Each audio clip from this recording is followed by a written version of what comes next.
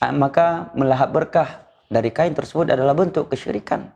Karena kita telah menjadikannya sebagai sebab kebaikan yang itu bukanlah sebab kebaikan secara syar'i. Sisi kesyirikannya, kita telah memposisikan diri kita seakan-akan sejajar dengan Allah dalam menentukan sebuah perkara itu sebagai sebab keberkahan tanpa dalil dari Al-Quran dan hadis. Ya. Karena keberkahan itu semata-mata milik Allah Jalla wa'ala. Tabarakalladzi biyadihil mulku wa huwa ala kulli syai'in qadir. Maka tidak benar melahap berkah kepada kelambu kuburannya Nabi SAW. Yang pertama, Nabi tidak punya kelambu, kuburan Nabi tidak berkelambu. Ya. Andai kata ada kelambunya, maka itu buatan manusia. Kalau buatan manusia, berarti kita melahap berkah kepada sesuatu benda yang Allah dan Rasulnya tidak menyatakan itu sebagai sumber berkah. Masjidil Haram, Ka'bah, sesuatu yang berkah, tetapi tidak ada anjuran untuk melahap berkah pada bangunannya. Tetapi berkahnya adalah kita melakukan amalan-amalan yang anjurkan di sisinya. Sebagai contoh, dalam riwayat Al-Imam Al-Bukhari bahwa Umar bin Khattab radhiyallahu anhu ketika mencium Hajar Aswad, beliau menyatakan, "Inni la'alam annaka hajar la tanfa' wa la tadur, walaula anni ra'aitu Rasulullah sallallahu alaihi wasallam yuqabbiluka ma qabbaltuk." Kata Umar bin Khattab, "Wahai Hajar Aswad, aku tahu kamu ini benda mati, hanya sebatas batu. Kamu tidak bisa mendatangkan kebaikan dan kejelekan. Andai kata aku tidak melihat Rasulullah sallallahu alaihi wasallam menciummu ketika tawaf, niscaya aku tidak menciummu." Ini menerangkan kepada kita bahwa keberkahan pada tempat-tempat yang dimuliakan oleh Allah seperti Ka'bah, masjid atau orang saleh adalah keberkahan amalan, bukan zatnya.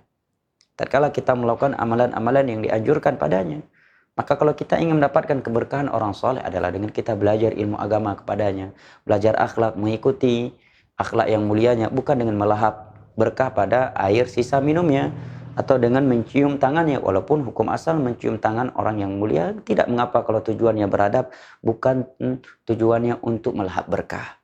Ya, maka hal yang seperti ini ya, hendaknya tidak dilakukan agar tidak menjerumuskan seorang dalam kesyirikan. Kemudian disebutkan sebuah faedah oleh Syekh Shalih Al-Syekh dalam syarah Kitab Tauhid, dalam kitab At-Tamhid, bahwa menjadikan sesuatu sebagai berkah bisa jatuh ke dalam syirik besar dan bisa juga jatuh ke dalam syirik kecil.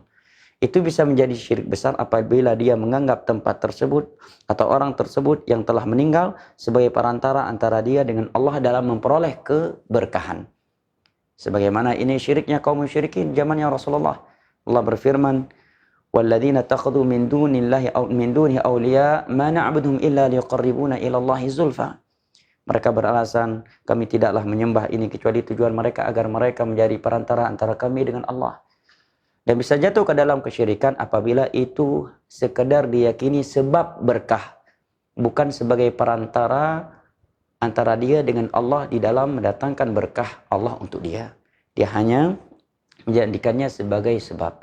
Sisi syiriknya kata para ulama, karena ja'lu syai' sababan laisa sababan ma'dzunan syar'an minasyirkil asghar, menjadikan sesuatu sebagai sebab kebaikan atau kejelekan yang itu bukanlah sebagai sebab secara syar'i dan takdir, maka itu adalah syirik kecil karena dia telah berkeyakinan terhadapnya tanpa dalil dari Al-Quran dan hadis, dan secara tidak langsung dia seakan-akan memiliki ilmu gaib sehingga bisa menentukan sesuatu itu sebagai sebab berkah dalam keadaan tidak ada dalil dari Al-Quran dan hadis. Semoga yang sedikit ini bermanfaat, dan yang terakhir, jangan terkecoh dengan perbuatan orang-orang yang dianggap wali Allah dalam hal ini.